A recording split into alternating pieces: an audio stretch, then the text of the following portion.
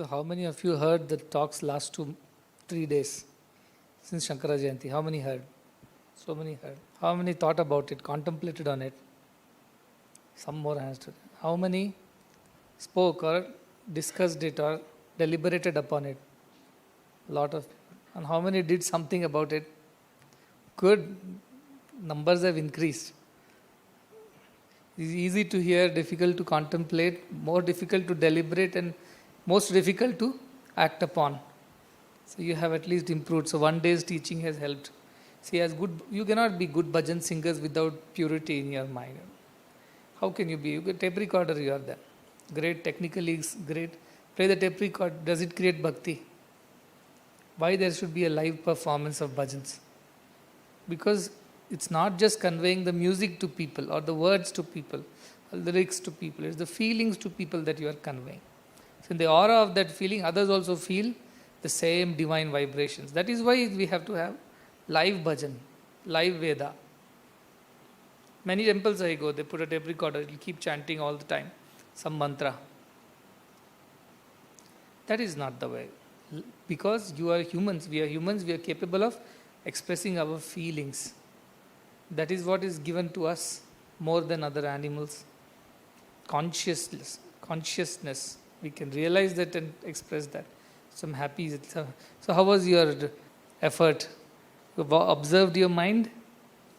And you realize what kind of mind it is, tamasic, rajasic or sattvic mind? Or a mixed khichdi of everything. First 2 minutes, sattvic. Next 2 minutes, rajasic. Third minute, flat, vertical to horizontal. Was it like that? It would have been for some at least. Sort of sleepy, I'm feeling a little sleepy. Is it? Earlier sages were there. They will sit on a plank with nails on it or on thorny bushes just to keep themselves awake so that they don't fall asleep. Tamas doesn't take over their sadhana. All kinds of things they would do. I'm not saying you have to do all these things. But be conscious. Be conscious as to what your mind is doing. So 1 week is only observing the mind. I'm not even saying observe your breath, observe what the neighbor's breath. Nothing. Just observe your mind. Mind your mind. First week. Second week is focus on, now you start, focus on your breath, where your breath is going and where the mind is, how both are connected to each other. Can you control the vagaries of the mind by controlling your breath? Not choke yourself to death. So we have to put ventilator on you. Not that kind of holding breath, just slowing down. See, if you're practicing music and you miss it 1 or 2 swaras, what do? Slow down. Isn't it? You tell slowly, let's take swara by swara. So that we get it right. If you suddenly sing a whole thing, it will not be right. So that is how. Slow down your breath and watch your mind. Observing the mind doesn't go away. You're still observing the mind, but now in combination with the breath. Because prana and mana are connected. So you observe, you slow down. When mind runs too much, slow down your breath and see if it's settling down a bit. Isn't it? You can also observe what thoughts are coming. Has it improved from the last week, or is it the same, or it's got worse? Whatever. Third week, what are you going to do? Remove all the other distractions in the mirror and keep focus on your forehead. That is what I said. You want to put a bindi, a bottu. Your face is also reflected. Your eyes are also reflected. Nose, mouth, ears are reflected. But what are you seeing? You're discarding all of the reflections and you're focusing on the forehead, because you have to put your vibhuti dot on the forehead. So discarding all other thoughts and trying to focus on one thought is the effort of the third week. It will come, it will go, it will come, it will go. But you keep repeating again and then again. Some point of time it will start. At least from watching your whole face, it will come down to just watching your eyes and the forehead. And slowly it will come to forehead, and slowly it will come to only that point where you have to put the bindi. So third week you are going to discard all the other thoughts and reflections and try to keep your mind focused on that one thought. This is the time when you should try to hold your breath for some time. I'm not saying you should hold your breath and suffocate yourselves. Hold your breath for some time. If mind becomes too agitated, just hold for a moment. You'll see mind will settle down as the paper or a dry leaf floating in the air settle down when the wind slows down. So that kind of effort you put the third week, removing all the distraction, focusing on one thought. Take any one thought. I say always, anybody asks me, give me one mantra, and I tell them, you chant, you are divine. I am divine. Or that is what in Sanskrit is Aham Brahmasmi, Tattvamasi, Prajnanam Brahma, Ayamatma Brahma. Whatever language you are, if you are Telugu, Nenu, Daiva Swarupudu, that is enough. One story is there, one boy goes to the school and learns Aham Brahmasmi. Asks the teacher, what is the meaning of this statement, Aham Brahmasmi? And the teacher says, Aham Brahmasmi means I am God. Oh, I am God. That is nice meaning, he thinks. But he only doesn't understand. He only listens like many do. But he goes home and father asks him, what did you learn today? He said, my teacher taught me Aham Brahmasmi. That's wonderful. That's a teaching of the Vedas. What does it mean? Teacher is God, he said. Father says, no. Aham Brahmasmi means I am God. Oh, is it so? Then the teacher told me a lie. My father is God. Uncle comes and asks, so what did you learn today? Aham Brahmasmi. What does that mean? Oh, my father is God. He said, no, not father is God. It is I am God. Oh, my father also told a lie.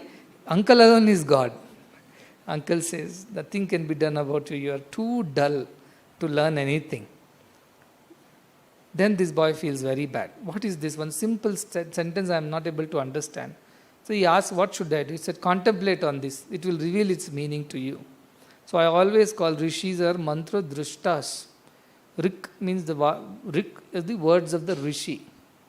Rik mantras are there. These mantras have been revealed to these rishis. Somebody wrote to me, when was the Vedas written? When was the Upanishads written? Some curious child.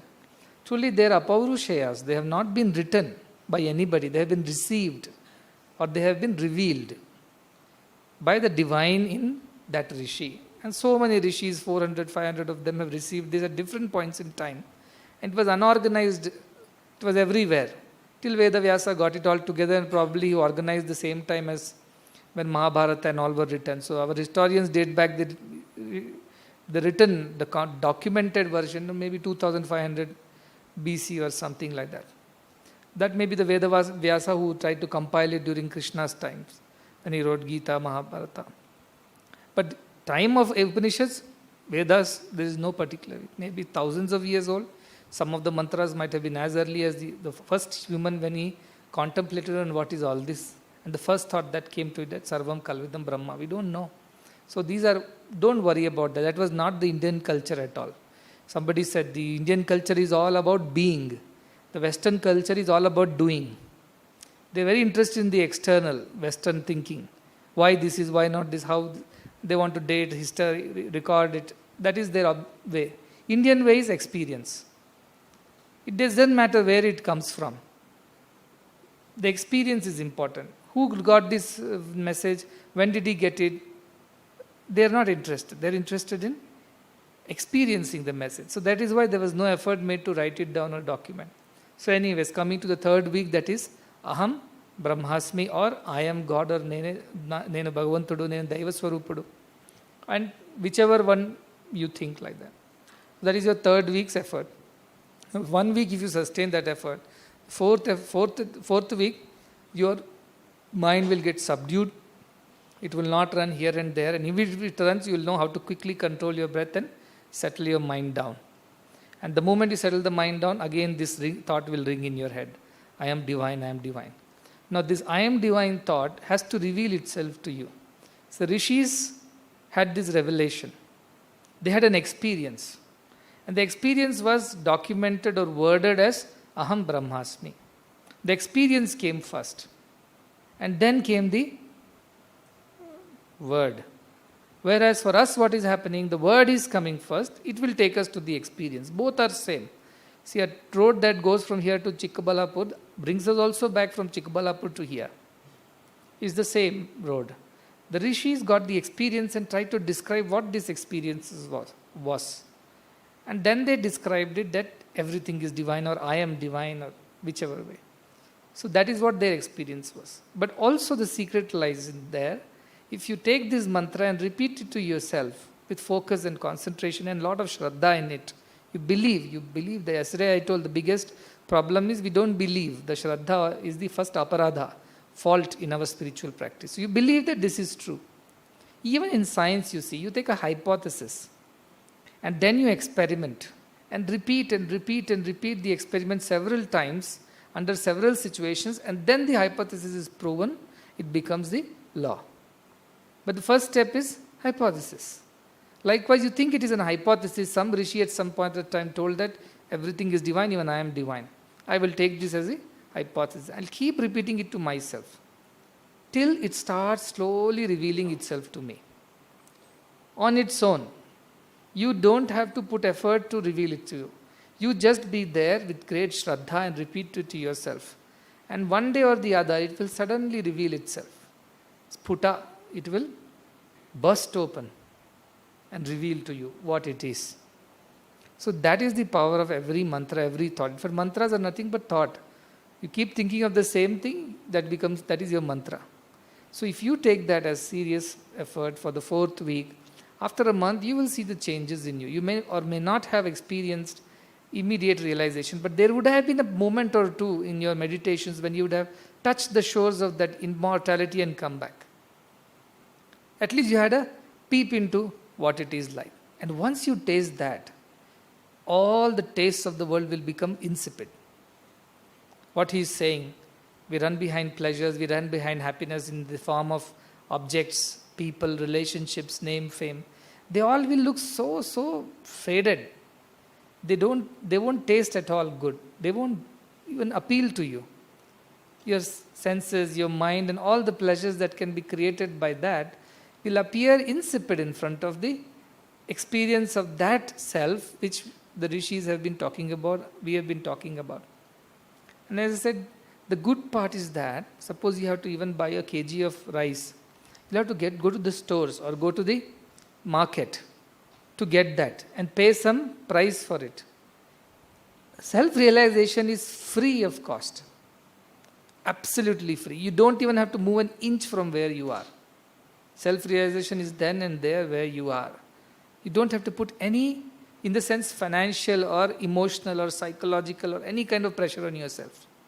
You don't even have to move from your place. As you are where you are, is there within you. Like I gave the example of the money lying in the pocket and you have forgotten and you are worried in the shop. How do I pay the bill? And then suddenly by chance you put your hand in the pocket and you find the money and you are relieved. The relief was always there in the pocket. You were not aware of it. You did not realize it. The moment you realize, the relief became relief. In the sense it gave you relief. Till then it was only namesake. So my talk is all namesake. Atman is there inside you that will relieve you of all your dualities and sufferings. It's like the money in the pocket which you don't utilize at all. Only when you put the hand and pull it out, you know how much money is there and what you can do with it. So that putting the hand and pulling out the money is the effort of these 4 weeks that I said. It's a very simple thing, but consistency is the key. If 2 days you do and 3rd day you say that today is a rest day, take it from me, that will be the unrest day. You will be most restless on that day because you did not do this. And I did not say, some people wrote to me, Swami, I want to wake up at 4:30, 4 o'clock, 3 o'clock. I keep on telling, don't torture yourself. Spirituality is not a burden, it's not a torture. Most of the people take these extreme methods and then they give up saying spirituality is too difficult and it's not for me. So if somebody says, Swami, I cannot get up at 3:34, I said, don't get up at 3:34. I'm not worried about your physical awakening. I'm worried about your spiritual awakening. Even if you get up at 6, make sure that you take that time off from all the clutter of thoughts, all the activities before the day begins with too many things. Because once the day begins, you again cannot find that kind of a peaceful time. Unless you're doing nothing. But generally everybody is busy with something. At least it begins with meeting the next person. Let us At least it begins there. You'll first see the person next to you and start talking, and immediately the avarana has fallen again. It has covered your vision, clouded it, because now you are started identifying yourself with this body and that person with that body and that object and this object. So the experience of deep sleep that you came out with, your mind is still blank. That's why they say wake up early, so that you are come out of a stage where mind was very dormant. See, mind is very active in the waking stage. That is why it is difficult to control mind and go beyond. In dream stage, what happens? Mind is limited dominance it has on you. It still is active in Swapnavastha, dream state. It is still active. That is why you see the dreams. It creates worlds of its own, people and experiences of its own, though they don't matter to you. At the same time, the mind is engaged. That is this dream state. Deep sleep state, the mind becomes calm, dormant. So if you had a good deep sleep and you wake up, mind is still dormant. And before it starts identifying itself with objects, people and situations, use that already weak mind to focus on divine thoughts. That will be very, very easy. Now music boys say they wake up early and practice in the early morning, because that practice in the early morning is 10 times more effective than practicing during the day sometime. That voice is at base level. You have not spoken for last 6-8 hours and voice is at the base level. You can do some base practice. That's what they say. Mandras, saptak, swaras, you can practice. And that you cannot do during the day. Once you had a nice breakfast and swaras won't come. What will come? Burps will come if you go mandra saptak. But swaras will be clear and precise when you practice in the morning. Why we do that? Because for last 6-7 hours we have been quiet, voice has settled down, it has rested well, and now you can use it correctly. It's not tired. Same thing applies to the mind. If you have come out of a good deep sleep, you are peaceful, you are calm, you are rested, your mind is dormant, and before it becomes too hyperactive, which is its nature, use it to teach something to it. That's all that is why early mornings are said. But suppose you have that kind of a capacity, you're not interacting with too many, you have self-isolated and you are in your peaceful environment. It may happen any point of time of the day also. But once you open the eyes, the Jagrata Avastha kicks in and it starts identifying itself with everything. Immediately the cover, which was parted momentarily in the deep sleep, covers it back. So now you cannot remove it. You have to put efforts to remove it. That's why many yogis preferred Brahma Muhurtam around 3:30, 4:30, that kind of time when world is asleep, there's no noise, and all other instincts have not kicked in, hunger and things like that. So that is the time when body is, and also after restful sleep. Suppose you haven't slept whole night, at 4 o'clock you cannot meditate. The restful sleep is important for body. So if you sleep early and take a good deep sleep, you'll wake up refreshed, and that moment you use this mind to focus on that. So morning. Otherwise, if it's at this stage, if it's not possible for you, please don't torture yourselves. Because with this kind of pain that you'll go through, by forcing yourself into something like this, 3 days max, 4th day you will not be doing this exercise. You like ignorance is bliss, I'd rather remain ignorant than get enlightened. That is, you'll get demotivated. So don't put yourself into extreme thing, but develop a habit over a period of time. Unwind over a period of time, all that you have wound yourself. But so that's all it is. You observe this 4 weeks.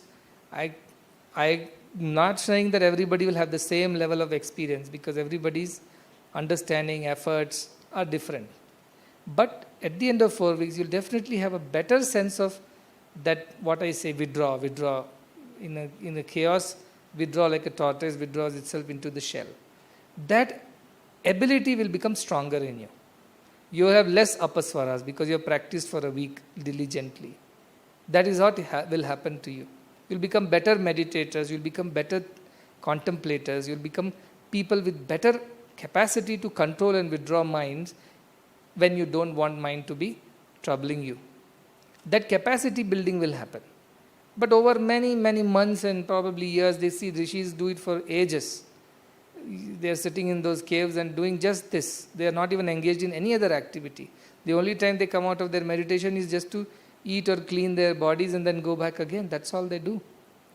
With that kind of intensity, they take so much time to control this mind. So don't over expect from yourself. If it happens, well and good. Not we keep putting efforts. Someday it will happen. Nevertheless, on the way, the journey itself is very beautiful. You will become calmer person. You will be able to think correctly, not act based on instincts, but act based on discrimination. You will become a better husband, better father, better teacher, better student. In every field, you will start becoming better. Because you will not react to situations. You will be able to think and respond to it. That's a huge difference to the quality of life. So these are the benefits that will any which ways come to you. Even if Aham Brahmasmi has not been realized, by constantly meditating on it, someday it will become yours. That experience will become yours. So take your time. At the same time, ensure that you do it consistently. Consistency is the key. If one day you have breakfast, don't you have breakfast the second day? You have breakfast every day. Every day we have lunch. Every day we sleep. That is why body is growing. Suppose there is no consistency in eating and sleeping, your body will become full of diseases and not grow properly. Same thing applies to this effort. It's very simple. It's just that you have to put effort. And the best part is that you don't have to go anywhere, you don't have to subscribe to some courses, you don't have to go to a classroom, and you don't have to spend anything on it. As you are, where you are, in your room, in your home, in your hostel, find a quiet corner and that too such a beautiful place, you see. But here is the time, such a beautiful place, beautiful weather. Doesn't look like summer at all. Every third day, rain god is kind enough to send showers and cool the place. And nice, pleasant breeze cools your body and mind. Nature all around. Nobody has told you not to go for a walk, not to go near the farms or the hills or watch a sunset or a sunrise. Everything is given to you. You have to use it. So do that. And you don't have to necessarily sit only and meditate. Even walking can be meditation. Suppose you want to take a walk alone in solitude. You don't want any disturbance. You can do that too. Just take a small solitary walk around the place or go to a corner where you feel peace. Sit down there. Could be anywhere. But make it a habit. See, he told just now, 1,000 discourses he has heard. And thousands and thousands and thousands have heard these thousands of discourses. But how many of them have taken it seriously? That was the problem of Bhagavad Pada, Govinda Bhagavad Pada. He had plenty of disciples. But how many were taking the message seriously? One Shankaracharya took it seriously. Look what he has done to the world. I can never thank Shankaracharya enough for giving us the India of today and the world of tomorrow because of his effort of yesterday. It is his personal conviction. One disciple changed the fate of the entire nation, and I am sure this will change the fate of the rest of the world someday. Imagine if I have 10 such disciples who are so serious about what I am saying. What can I do? I can change the entire world.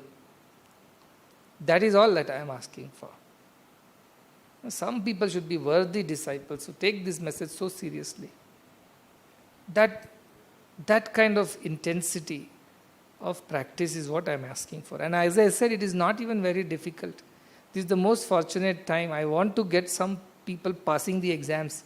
I have already brought down the threshold, brought down the difficulty level, because I want children to pass. The passing marks are really low. If you put little effort, you will pass. At this point of time, if you don't make the best use of this opportunity, when again is the question. When again? There was a lady, she was having a lot of difficulties, diseases, and that went to her family, children, everybody suffered. I asked her once, see, this is come because of your Purva Janma, this is the Prarabdha. You are suffering. If you are too much, you are suffering, I have choice. I can remove the suffering for this birth, but then you have to suffer for it some other birth. I cannot cancel it. You decide whether you want to suffer now or later. Her answer is, Swami, this birth I have you with me. I rather suffer in this birth. Next birth I don't know whether I will have you by my side. I will go through the suffering, she said. Because you are there with me in this birth, I can always depend on you. Next birth, if you are not there, where will I go with this suffering? That is the thing. This birth you have got me. Next birth we don't know. So do it now. This is the time, this is the place, this is the right situation. Imagine if all the construction work starts, Bharat. All the time vendors will be calling for daily, you will have 200 calls. Where you will find those 10 minutes in between those 200 calls? If all this travel starts and we start traveling all around the world, there is nobody here, no listening, no satsang, no thinking. This is the best opportunity and it is getting over. There is only 1 month left before it gets over. So before that month gets over, these 4 weeks, practice that. And you enjoy it. Suppose it becomes too difficult, there is no hard and fast rule. You have to make it for 20 minutes. Before 20 minutes, you cannot get up. Not like that. Whatever is comfortable, begin with that. 2 minutes I have been able to sit fine, to begin with that. But next day, try to sit for 3 minutes. Next day, try to increase it to 4 minutes. And slowly. So I told, if 9 to 11 seconds, you can keep your focus on one thing. That is dharana. Imagine, how many seconds? 9 seconds is what? 1, 2, 3, 4, 5, 6, 7, 8, 9. Over. If these 9 seconds you could keep your thought on one object, that is dharana. First step you have reached. But try 9 seconds. 8.5 seconds it will be there. After that it will disappear somewhere. That mind, will escape. It will tease you. You'll think that 7, 8, 8.5 is last. Again you begin from 1 because this doesn't happen like that. 8.5 plus 1 second, 9. Like it goes from 0. It resets itself to 0. And again start. 1, 2, I am Brahma, I am Brahman, I am Brahman, I am Brahman, I am Brahman, I am... Start again. I am Brahman, I am Brahman. You get my point. That's why I said first don't try dharana. Try to think whatever is easy for you to think. You want to keep a saguna bhakti, you keep a form in front of you and only 9 seconds keep. All right, don't worry about the thought at this point in time. Anything. Forget anything. They do candle meditation, they do thumb meditation, just dharana only. Thumb is God or not, they are not thinking. Their idea is to keep the mind focused. You can keep anything else that you love. Samosa. Anything that you love. But 9 seconds you have to keep your mind on that. That should be in front of your eyes, not in your mouth.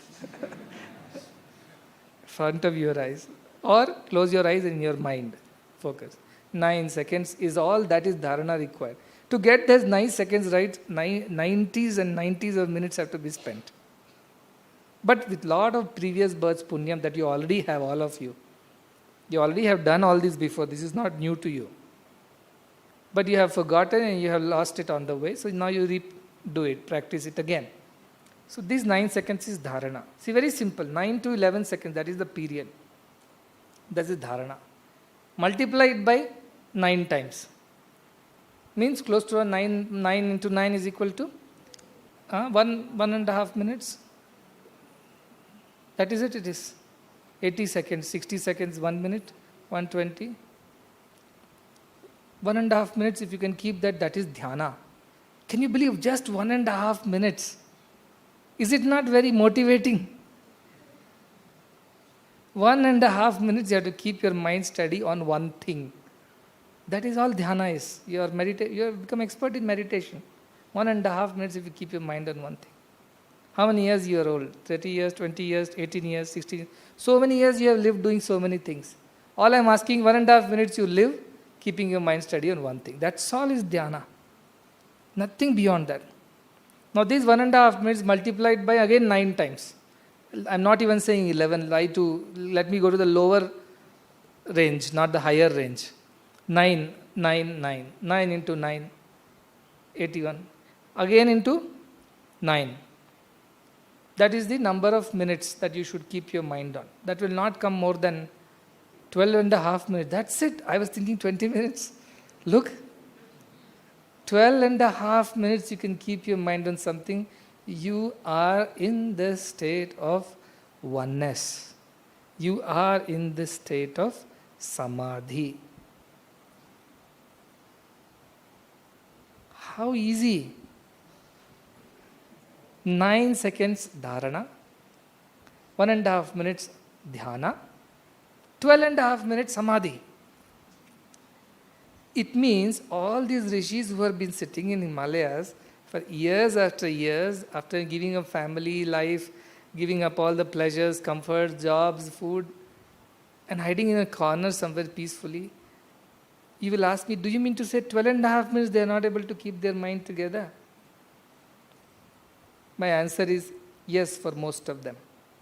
Most of them are not able to keep that more than 12.5 minutes. Those say sit for 4 hours for morning, let's say morning session of meditation. They get complete 12.5 hours of half minutes of absorption they're not able to get.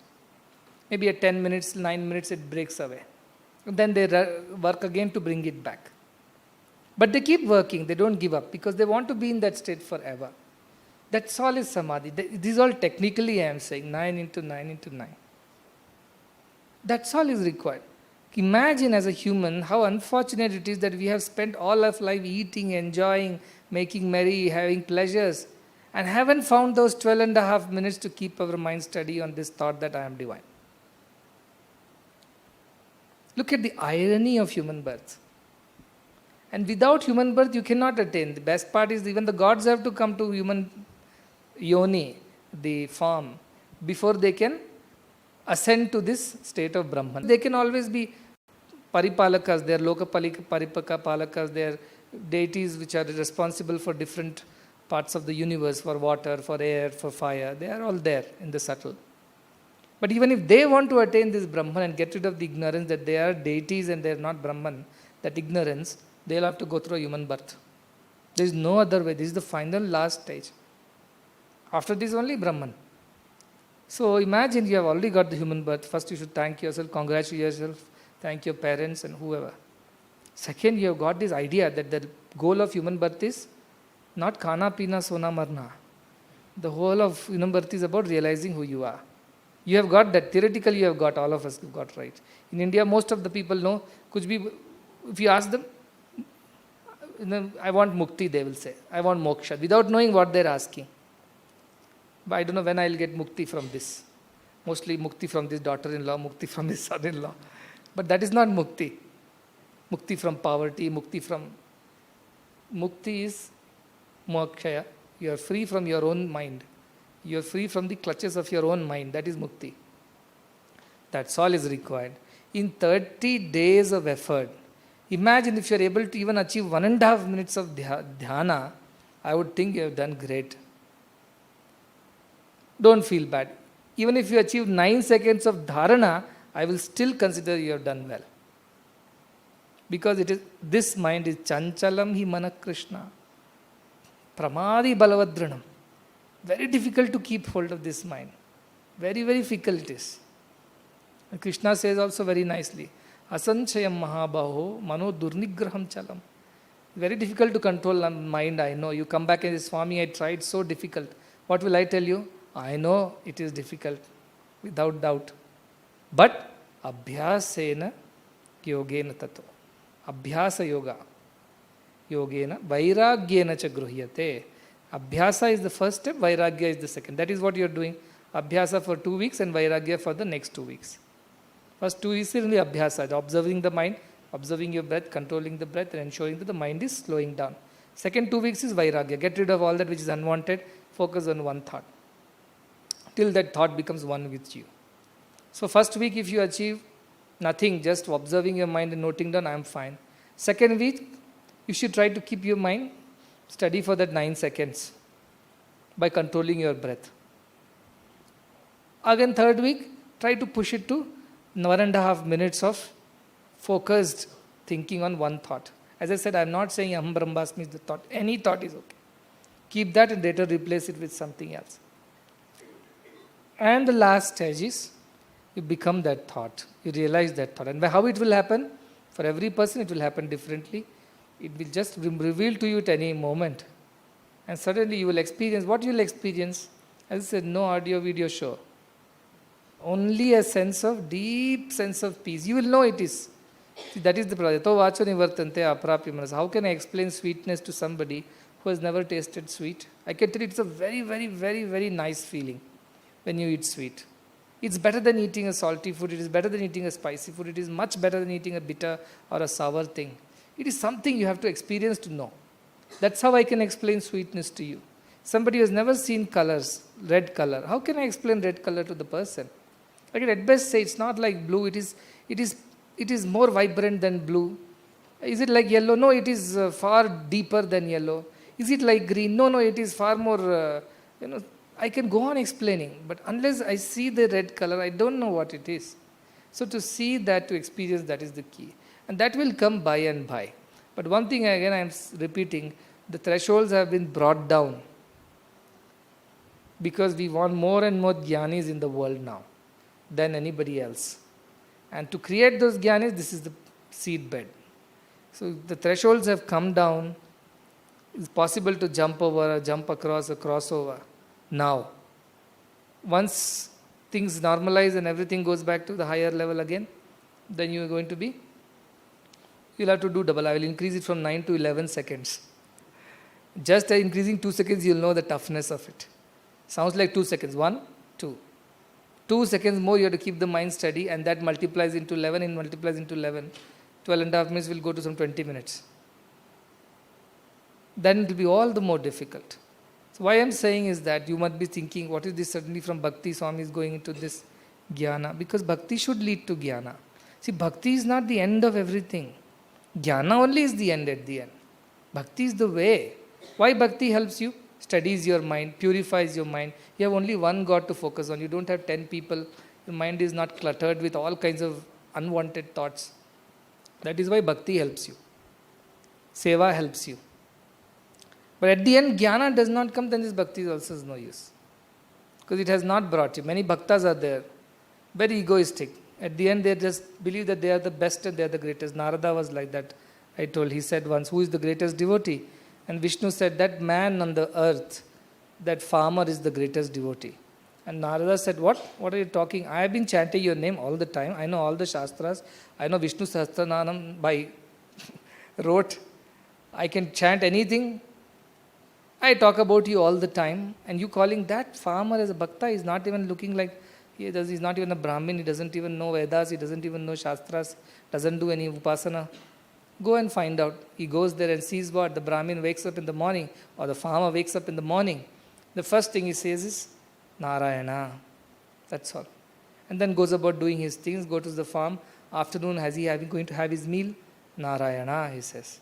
And then finally, at the end of the day, when he comes back home, before he goes to sleep, he closes his eyes, remembers Narayana. And Narada is standing there counting 1, 2, 3. 3 times, that to Narayana, not even Sahasranamas. One, just Narayana, Narayana, Narayana. He's the greatest devotee. He goes to Vishnu and complains. How can he be the greatest devotee? Then Vishnu says, you will find out for yourself. Now I'll give you a pitcher of oil. Put it on your head and just go around the world once and come back. Make sure not a drop of oil falls from this pitcher. That's all you do. I'll declare you the greatest devotee. Oh, that's a very simple task. I go around the world so many times a day. That's what Narada does. Goes from here to there, creates a fight there, goes from there, creates another fight anywhere. So anybody who does that, I call them Narada in the ashram. Look at this Narada. Goes from this house to that house and creates trouble for everybody. So this Narada said, I can finish the round of the world in no time. That is very easy for me.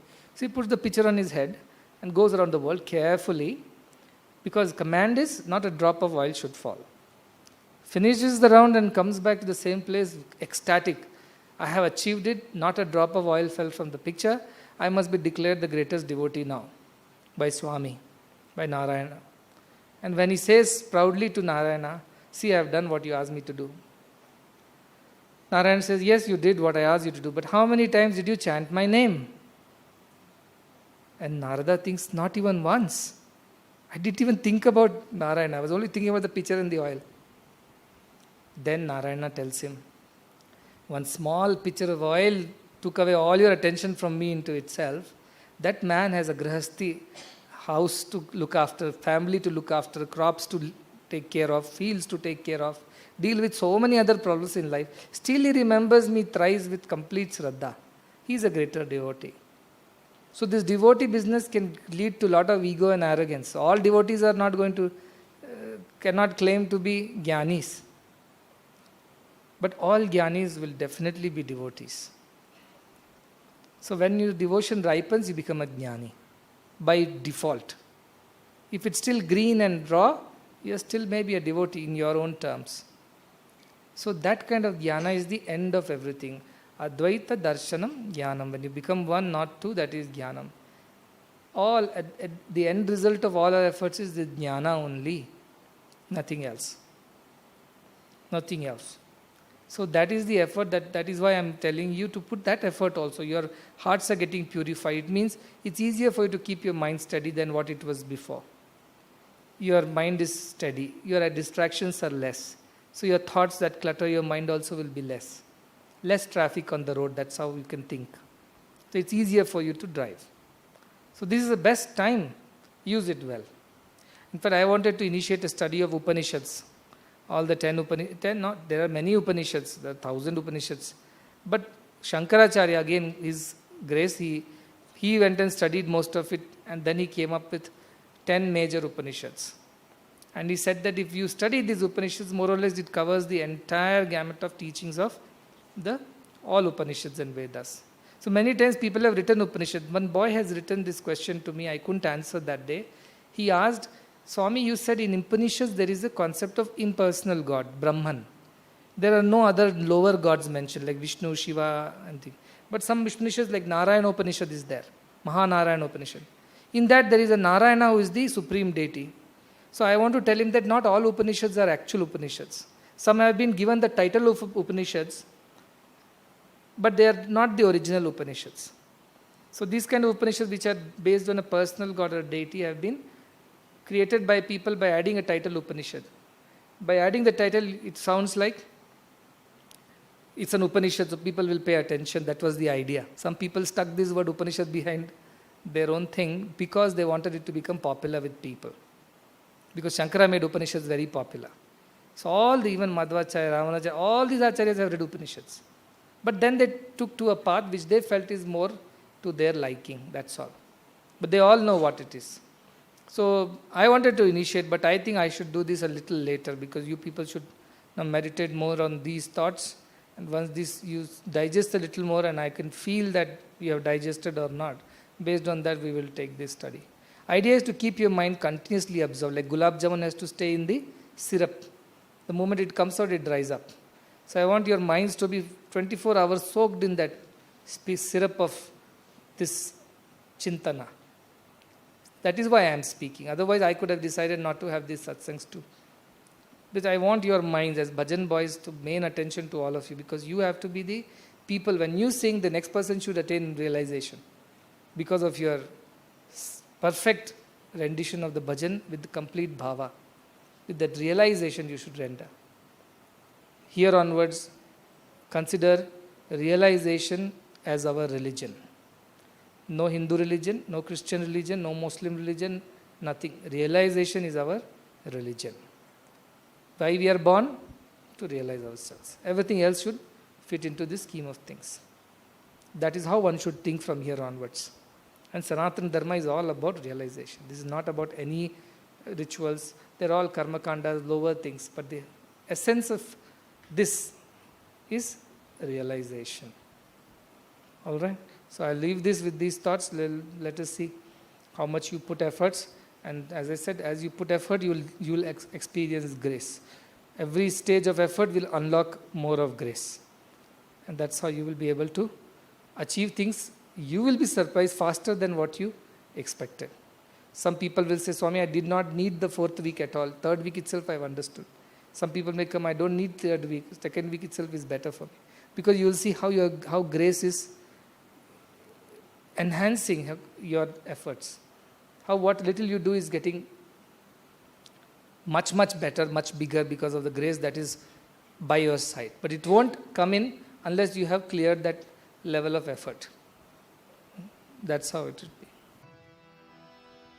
प्रेमामृत बरसाओ बाबा प्रेमामृत बरसाओ बाबा प्रेमामृत बरसाओ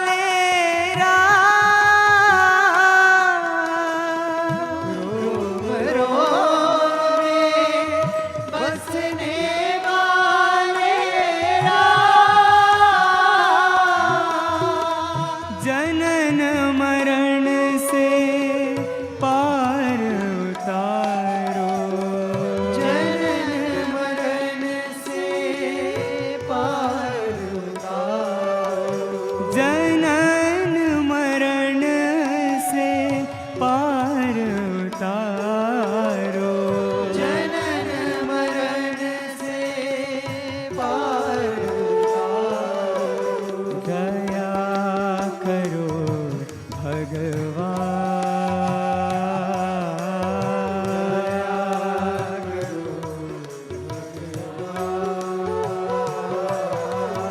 कृपा करो भगवान,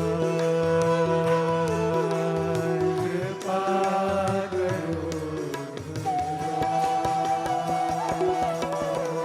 दया करो भगवान, दया करो भगवान, कृपा करो भगवान, कृपा करो।